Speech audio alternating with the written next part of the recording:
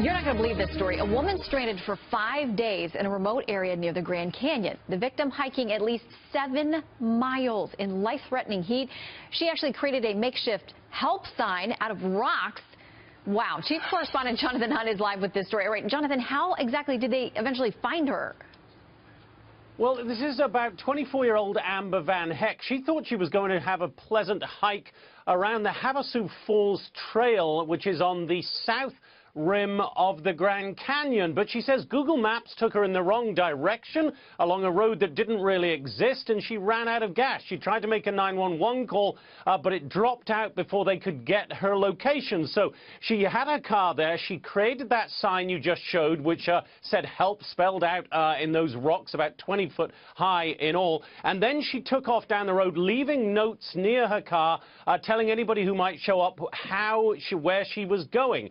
An Arizona Department of Public Safety chopper went up. They couldn't find her at the car, but they saw that note. They headed in the same direction, and thankfully for everybody, they found her waving frantically and crying tears of joy when they eventually picked her up, Shannon. I mean, it seems like she did all the right things. I mean, kept her wits about her. I would imagine these folks who picked her up were quite impressed.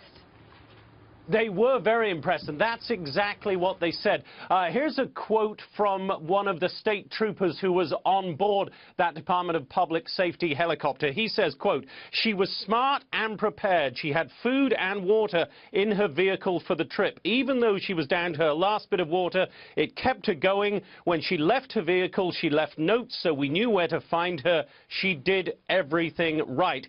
As for Amber VanHecke herself, she wrote on her Facebook page that she was very glad to be safe, and she said, quote, "On the bright side, I guess I got to cross riding in a helicopter off of my bucket list." I would suggest that the next time she wants to ride in a helicopter, she pays a brief $100 for the trip over the Grand Canyon rather than going through all of this. Well, but it's a happy ending. Let's not harsh on that. And she'll probably have the money off of the book and the movie that she's going to get from this. Great to see it ended this way. Jonathan, thanks.